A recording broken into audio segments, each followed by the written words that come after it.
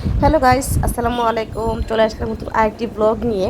তো আজকে যাচ্ছিলাম হচ্ছে ওয়ারিতে, এবং আমি জানি না আসলে আজকে কিসের মেলা এখানে হইতেছে। পরে দেখলাম যে দীপাবলির মেলা।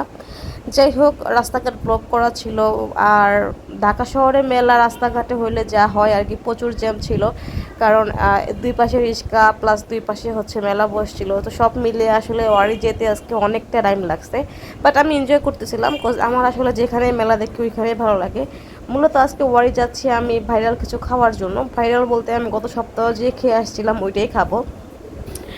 তো এখানে দেখলাম যে মেলাতে অনেক কিছুই উঠছে, মানুষ কিনতেছে। আমার ইচ্ছে হইতেছিল রিক্সা থেকে নেমে কিছু কেনাকাটা করি, বাট রিক্সায় বসার জন্য আসলে কিছু কিনতে পারতেছিলাম না, জাস্ট ভিডিও করতেছিলাম।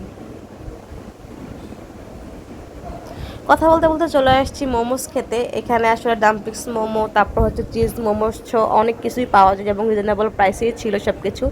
বাট এইখানে আসলে বসার পরে আমার পিছনের সিটে দুটো মেয়ে এত বক বক বক করতেছিল, মনে হইতেছিল এটা ওদের বাসা বাড়ি। মানে খুব বিরক্ত হচ্ছিলাম, এত পরিমাণ জোরে সাউন্ড করে কথা বলতেছিল। যাই হোক গাইস, এখানের খাবারগুলো খুব মজা ছিল, আমি খুব মজা করে খাইছি। আমার কাছে স্পেশালি ভালো লাগছে হচ্ছে ডাম্পলিংস মোমোসটা।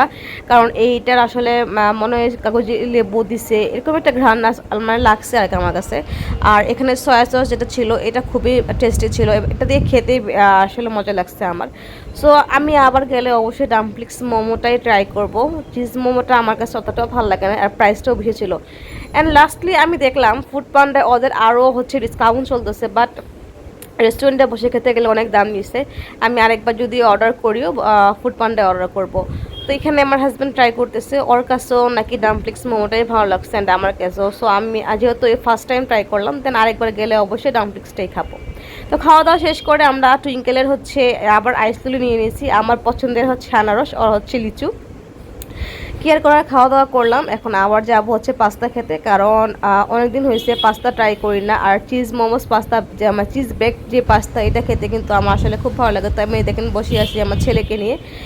তো এইটা হচ্ছে খাবো। আর ওভারঅল বলতে গেলে এটার লবণটা একটু কম ছিল, আদারওয়াইজ হচ্ছে সব কিছু ঠিক ছিল। বাট আমার ছেলের কাছে নাকি খুবই মজা লাগছে। তো আমি আর খেতে পারি নাই, ও আর ওর বাবাই হচ্ছে শেয়ার করে খাইছে। ও বাচ্চা মানুষ, ও বেশিটা খেতে পারে না, বাবাই খাইছে। আর আমি আসলে লবণ কম দেখে আর টেস্টই করি নাই। কারণ আমার কাছে মনে হয় যে একটা খাবার যদি লবণ না থাকে সেই খাবার থেকে না। আর আমার একটা অভ্যাস হচ্ছে কি, খাবার সার্ভ করার পরে খাবারটা যেরকমই হোক আমি আর কোনো কমপ্লেন করি না। তো আজকে ভিডিওটা এই পর্যন্তই। আল্লাহ হাফেজ।